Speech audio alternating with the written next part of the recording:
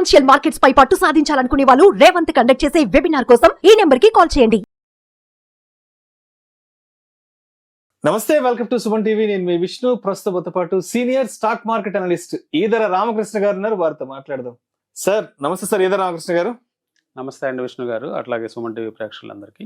Right, Eedara Ramakrishna గారు, welcome to market weekend outlook. ఒకసారి 25th October శుక్రవారం మార్కెట్ ఎక్కడ క్లోజ్ అయిందో చూద్దాము.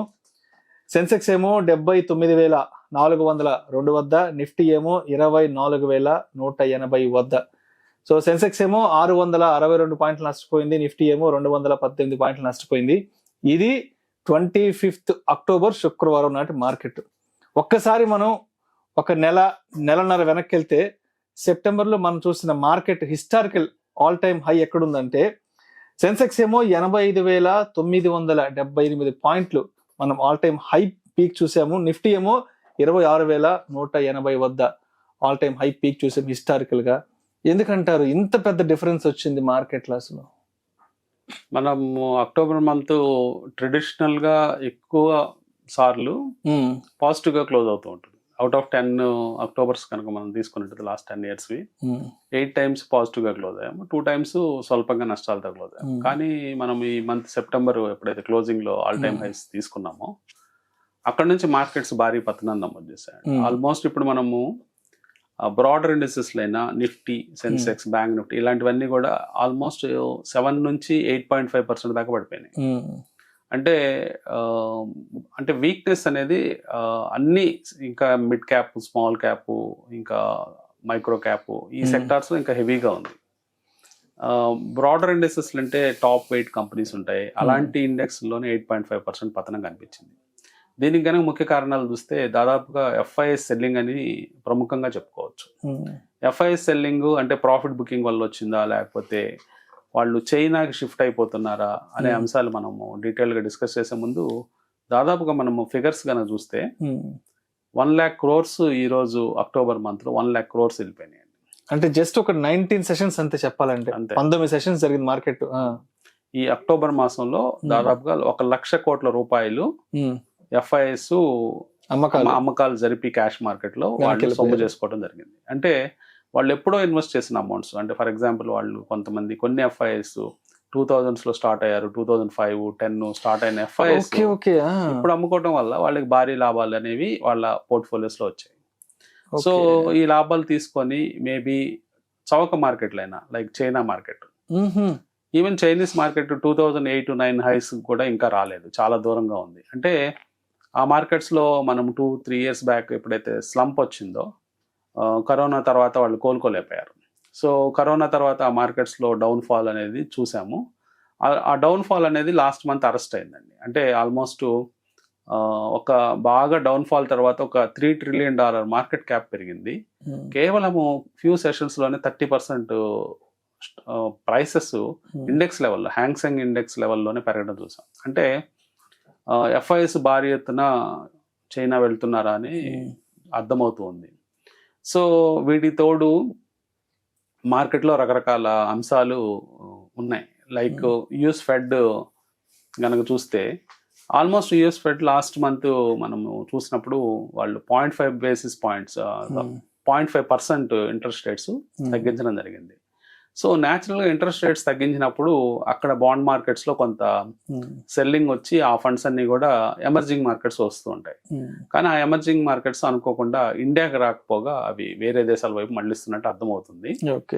సో మనము ఎప్పుడైతే అమెరికాలో ఫెడ్ రేట్స్ తగ్గిస్తారో అప్పుడు మనకి ఇండియన్ మార్కెట్కి వస్తాయని మన అనలిస్టులు కానీ లేకపోతే ఎక్కువ మంది భావించారు. ఎందుకంటే మోస్ట్ అట్రాక్టివ్ మార్కెట్గా ఉంది, చాలా కంట్రీ కూడా చాలా గ్రోత్ చాలా ఫాస్ట్గా ఉంది.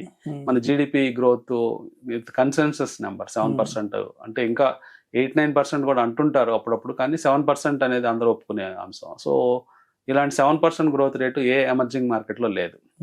సో ఇలాంటి అట్రాక్టివ్ అంశాలు అంటే డెమోగ్రఫిక్ పరంగా కూడా మనం చాలా స్ట్రాంగ్గా ఉన్నాం. సో ఇలాంటి అంశాలన్నీ కూడా చూసినప్పుడు ఫెడ్ రేట్ కట్టింగ్ అనేది ఎప్పుడైతే ఎఫ్ఐ ఫండ్స్ వస్తాయి అనుకున్నామో అది మిస్ఫైర్ అయిపోయింది. ఎందుకంటే వాల్యుయేషన్స్ పరంగా ఎక్కువగా ఉండడం వల్ల పాత ఎఫ్ఐఎస్ అమ్మకాలే ఎక్కువ, నెట్ అమ్మకాలు జరుపుతూ ఉన్నారు. సో నెట్ లెవెల్లో. సో ఇది మనకి ఒక పెద్ద మైనస్ గా మారిపోయి ఇండెక్స్లు ఫాలో అవడం చూసాం. అట్లాగే హెచ్ఎన్ఐస్ తర్వాత వీళ్ళందరూ కూడా ప్రాఫిట్ బుకింగ్ చేసుకొని కూర్చుంటున్నారు. ఎందుకంటే మార్కెట్లో చాలా కంపెనీలు 100, 150, 200 పిఈ రేషియోస్ వద్ద ట్రేడ్ అవుతున్నాయి. అంటే హైలీ చాలా ఎక్స్పెన్సివ్ అనమాట. అంటే ఆ కంపెనీస్ కనుక ఆ పిఈ రేషియోస్ వద్ద సస్టైన్ అవ్వాలంటే రాబోయే సంవత్సరాల్లో దాదాపుగా 50%, 100% గ్రోత్ రేట్స్ చూపించాల్సిన అవసరం ఉంది. ఒక్కో కంపెనీ 100% పెరుగుతుందా అంటే అది అనుమానమే. ఎందుకంటే అంతంత గ్రోత్ రేట్ కంపెనీస్ లో రావాలంటే దాని బ్యాక్గ్రౌండ్ లో చాలా క్యాపెక్స్ అంటే కెపాసిటీ బిల్డప్ కానీ దానికి తగ్గ హంగు ఆర్బాట్ అంటే అవన్నీ ఉండాలి మనకి. కంపెనీ ఊరినే గ్రోత్ 10%, 20% అంటే నార్మల్ గా గ్రో అవుతుంది. 100% గ్రోత్ రేట్స్ చూపించాలంటే చాలా కష్టం. సో ఇవన్నీ కూడా కొంత స్మార్ట్ ఇన్వెస్టర్స్ అర్థం చేసుకొని ప్రాఫిట్ బుకింగ్ చేసుకోవడం జరిగింది.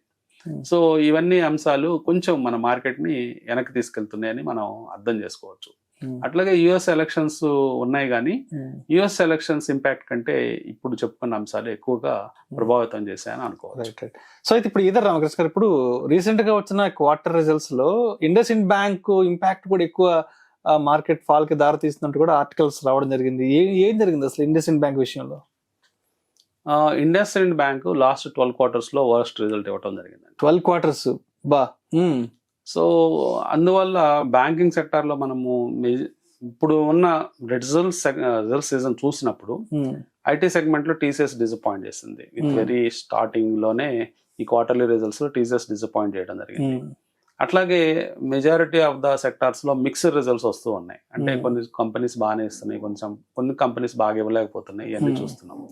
కానీ బ్యాంకింగ్ సెక్టార్ లో రిజల్ట్స్ బాగున్నాయండి. అంటే బ్యాంకింగ్ సెక్టార్ లో చాలా మటుకు కంపెనీస్ మంచి రిజల్ట్స్ ఇచ్చాయి.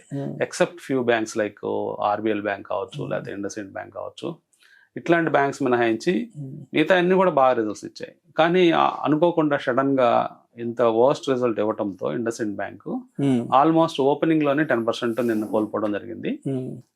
క్రమేపీ అది ఇంకా పర్సంటేజ్ లాస్ పెరిగిపోయి ఎండ్ ఆఫ్ ద డేకి 19% లాస్ అయింది. సో అది దాని ఇంపాక్ట్ అనేది అది ఫ్రైడే అవడంతో ఒక్కసారిగా బ్రాడర్ ఇండస్ట్రీస్ లైన బ్యాంక్ నిఫ్టీ, సెన్సెక్స్ వీటన్నిటి మీద ప్రభావం కనిపించింది. సో ఈ క్వార్టర్లీ రిజల్ట్స్ అనేవి అంత ఆసక్తిగా లేవండి. అంటే ఓవరాల్ గా చూసినప్పుడు కొంత డిసప్పాయింట్ చేసినాయి అని చెప్పుకోవాలి. ఇంకా చాలా కంపెనీస్ ఇవ్వాల్సిన ఉంది. మిడ్ క్యాప్, స్మాల్ క్యాప్ లో ఫ్రంట్ లైన్ కంపెనీస్ అన్ని దాదాపుగా ఇచ్చాయి. బాగా డిసప్పాయింట్ చేసిన సెక్టర్ ఏదైతే ఉందని మనం చూస్తే ఈ రిజల్ట్ సీజన్ లో ఎఫ్ఎంసీజీ. ట్రెడిషనల్ గా ఎఫ్ఎంసీజీ మీద ఎక్కువ మందికి ఆశలు ఉంటాయి. సో ఎక్కువ మంది ఎఫ్ఎంసీజీ స్టాక్స్ లో అంటే డిఫెన్సివ్ సెక్టర్ గా బాగా పేరుంది. అంటే ఎలాంటి సీజన్స్ లో అయినా ఎఫ్ఎంసీజీ పర్ఫామ్ చేస్తుందని. కానీ ఎఫ్ఎంసీజీలో అనూహ్యంగా నెగటివ్ గ్రోత్ కనిపిస్తుంది. అంటే క్వార్టర్లీ కంపేర్ చేసిన, ఇయర్ టు ఇయర్ కంపేర్ చేసిన మైనస్ నెంబర్స్, అంటే -10% డీ గ్రోత్, -6% నెగిటివ్ గ్రోత్, ఇట్లా అంటే సేల్స్ తగ్గుతున్నాయి, ప్రాఫిట్స్ తగ్గుతున్నాయి. ఈ అంశాలన్నీ మనం ఈ ఎఫ్ఎంసీజీ రంగంలో గమనిస్తున్నాం. అందువల్లే మీరు ఇప్పుడు అబ్జర్వ్ చేస్తే నెస్లే కానీ, డాబర్ కానీ ఇలాంటి front line companies, Hindustan Unilever, ఇవన్నీ ఫ్రంట్ లైన్ కంపెనీస్ అన్ని కూడా ఈ రిజల్ట్స్ తర్వాత షార్ప్ గా ఫాలో అవడం చూసాం. జనరల్ గా హిస్టారిక్ లో చూసినప్పుడు నెస్లే లాంటి కంపెనీలు 20% ఫాలో అవడం చాలా అరుదనమాట. డాబర్ అయితే 25% అబౌవ్ ఫాలో అయింది. సో ఇవన్నీ కూడా ఆల్ టైమ్ హై నుంచి.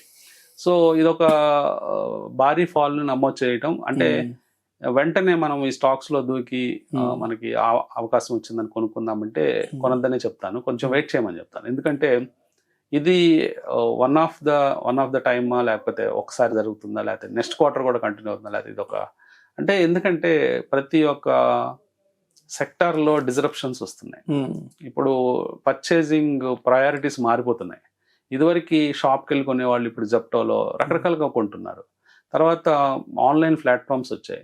ఇప్పుడు ఎఫ్ఎంసీజీ అంటే ఫర్ ఎగ్జాంపుల్ కాఫీ బ్రాండ్, ఒక టూత్ పేస్ట్ బ్రాండ్ చూస్తే మనం 2-3 బ్రాండ్సే మనము షాప్కి వెళ్తే కనిపిస్తాయి. కానీ మనము అదే ఒక ఆన్లైన్ అమెజాన్లోకి వెళ్ళినప్పుడు 100 బ్రాండ్స్ కనిపిస్తాయి. అవి వెల్ నోన్ బ్రాండ్స్ కావచ్చు, లోకల్ బ్రాండ్స్ కావచ్చు, రకరకాల బ్రాండ్స్ అన్ని కూడా అక్కడ ఉంటాయి. కాబట్టి స్టాక్ అంటే ఈ పర్చేజ్ చేసేవాళ్ళు ఇది ఏం పిక్ చేస్తారంటే వాళ్ళు ఏదో ఒకటి ర్యాండమ్ గా పిక్ చేసుకుంటూ వెళ్తారు. సో అందువల్ల మెయిన్ స్ట్రీమ్ కంపెనీస్ కొంచెము హడ్డిల్స్ ఉన్నాయేమో అనిపిస్తుంది.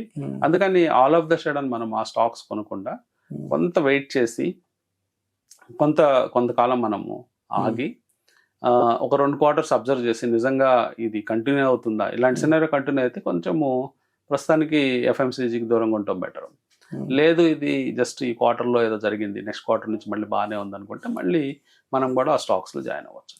రైట్.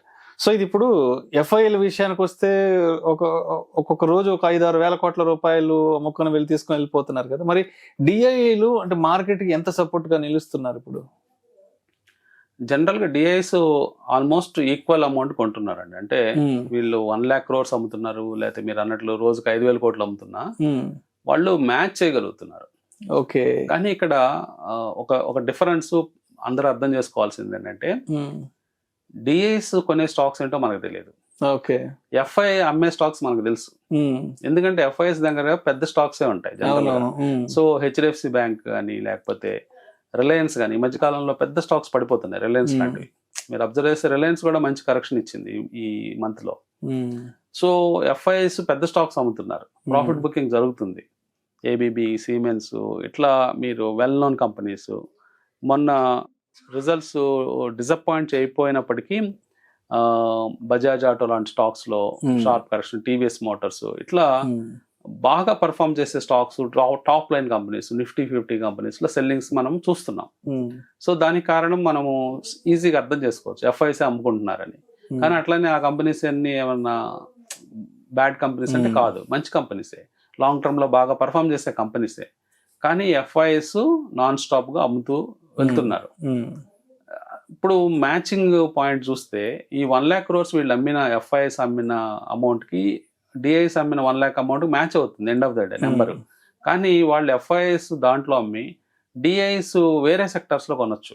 మేబీ కొన్ని సెక్టార్స్ లో లైక్ షిప్పింగ్ ఇండస్ట్రీ కావచ్చు, లేకపోతే defence, PSU stocks, PSU banks, public sector enterprises లో పవర్, ఇవన్నీ ఈ డివిజన్స్ లో చాలా ఎరోజన్ కనిపించింది స్టాక్స్ లో.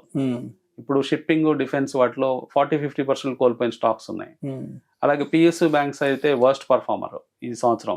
అలాగే లాస్ట్ 1 month లో కూడా చాలా ప్రైసెస్ ఎరోడ్ అయినాయి. ఎక్సెప్ట్ ఎస్బీఐ అంత ఫాస్ట్గా ఎరోడ్ కాకపోయినా మిగతా పిఎస్యు బ్యాంక్స్ అన్ని బాగా ఎరోడ్ అయినాయి. సో ఈ ఎరోడ్ అయిన స్టాక్స్ లో వాళ్ళు ఇన్వెస్ట్ చేస్తున్నారో మనకు తెలియదు.